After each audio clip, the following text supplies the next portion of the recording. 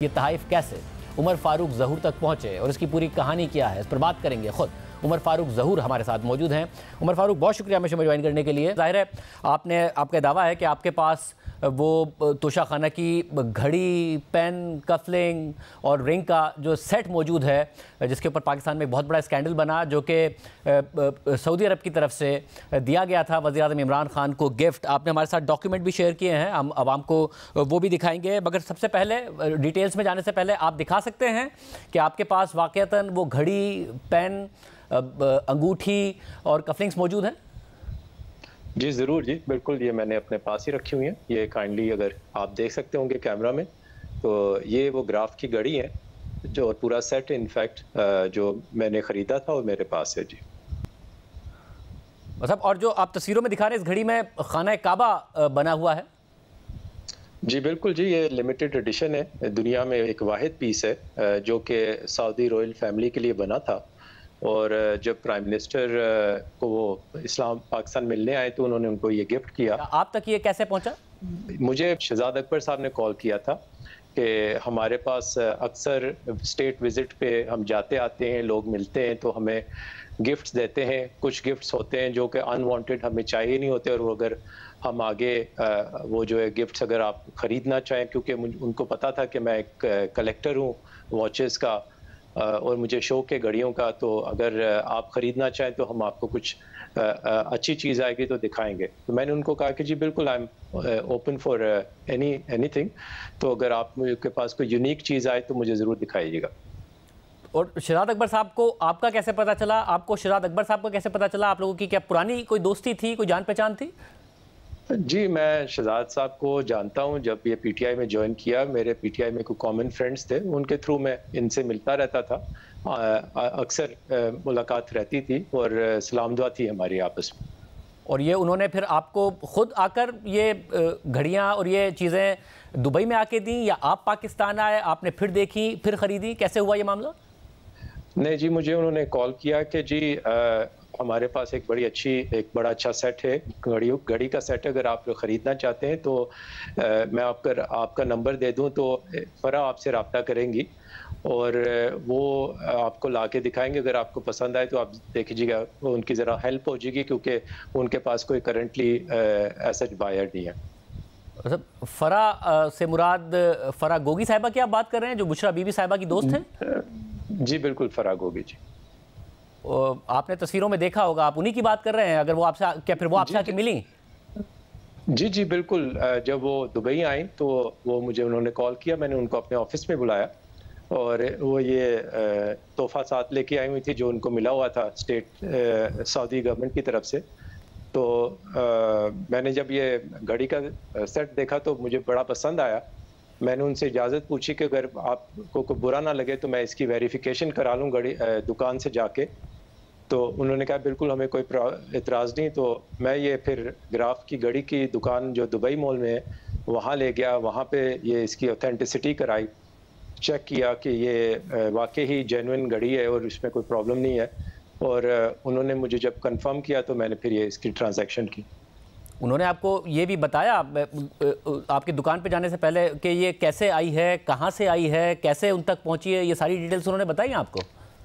जी बिल्कुल, उन्होंने बताया कि जी हमें सऊदी क्राउन प्रिंस ने ये तोहफ़ा दिया था और ये यूनिक घड़ी है, ये साथ में सर्टिफिकेट्स हैं और अगर आप ख़रीदना चाहें तो हमने ऑफिशियली ये वापस ट्रेजरी से लिया हुआ है तोहफ़ा, तो आपने लीगली इसको एक्वायर किया और अब हम रखना नहीं चाहते, तो अगर आपने ख़रीदना है तो हम आपको बेच सकते हैं।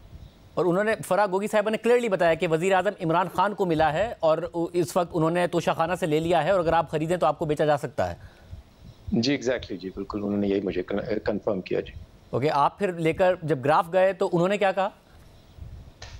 मैं जब ग्राफ की दुकान पे गया तो वो हैरान हो गए घड़ी देख के, क्योंकि उन्होंने कभी इस घड़ी को देखा ही नहीं है। वो सुना हुआ था उन्होंने कि ऐसी कोई घड़ी है जो कि सऊदी रॉयल फैमिली ने बनवाई थी, बट यहाँ की दुकान तक ने नहीं देखी हुई थी घड़ी। तो मैंने जब उनसे पूछा कि ये इसकी क्या एस्टिमेटेड वैल्यू होगी, तो उन्होंने कहा जी इसकी तो ये तो प्राइसलेस पीस है कि दुनिया में वाहिद पीस है, मास्टर पीस है, तो इसकी तो कोई भी प्राइस दे सकते हैं, 10, 12, 15 मिलियन डॉलर। तो मैंने उनको कहा कि अगर मैं ख़रीदना चाहूँ तो किस रेट पे अच्छी अच्छी डील मिल सकती है। तो उन्होंने कहा अगर आप 5-6 मिलियन डॉलर में आपको मिल जाए तो ये it will be a good bargain.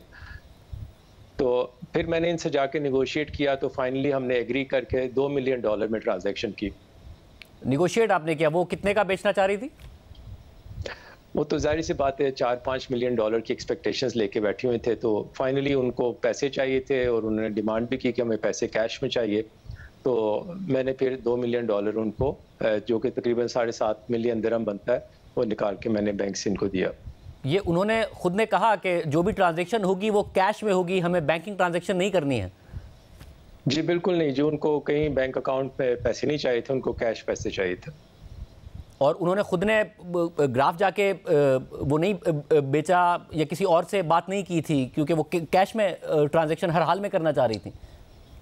जी देखें जी, आप ग्राफ में जाके बेचते हैं तो ग्राफ को आपको अपनी डिटेल्स रजिस्टर करानी होती है कि आपने कहाँ से ख़रीदा है, आप कौन सेलर है, कौन बायर है, एंड ऑब्वियसली वो अपने आप को एक्सपोज नहीं करना चाहती होंगी, तो इसलिए उन्होंने मुझसे ये ट्रांजैक्शन की।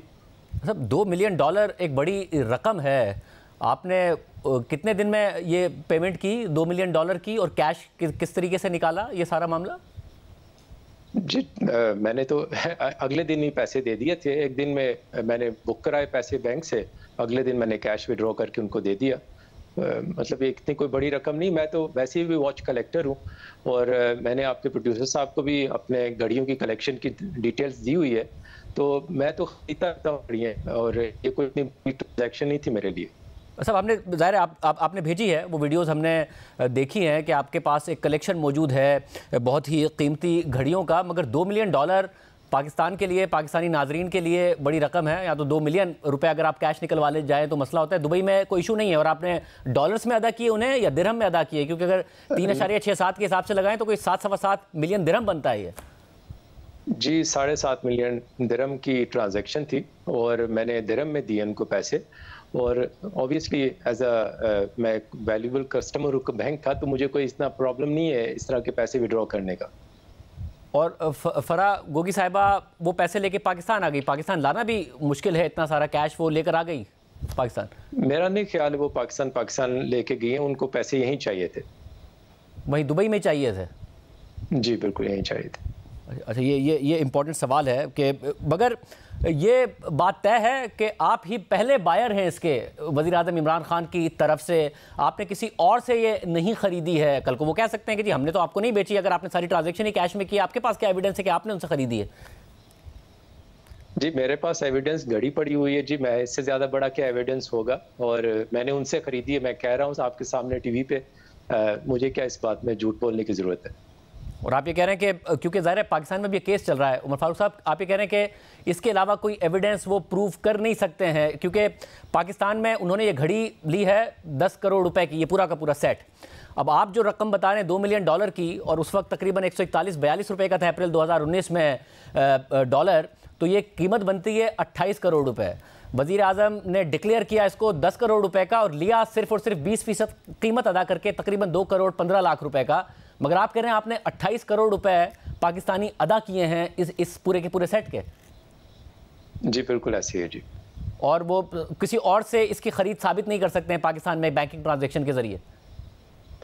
देखिए जी, घड़ी मेरे पास है, एक यूनिक पीस है, इसकी कोई दो एडिशन है नहीं, और मैंने ये उन्हीं से खरीदी थी और अपने पास तब से पड़ी हुई है मेरे पास घड़ी कलेक्शन में। तो अगर वो कुछ और क्लेम करते तो मैं उसका जवाब नहीं दे सकता। अच्छा ज़ाहिर एक खूबसूरत घड़ी है, इसमें डायमंड्स लगे हुए हैं, इसके अलावा जो पेन है, अंगूठी है, कफलिंग्स हैं, बहुत सैकड़ों इनमें डायमंड्स लगे हुए हैं बड़े हाई क्वालिटी के, जो कि उन डॉक्यूमेंट्स में लिखा हुआ है, जो कि ग्राफ की तरफ से इस सेट के साथ दिए गए हैं।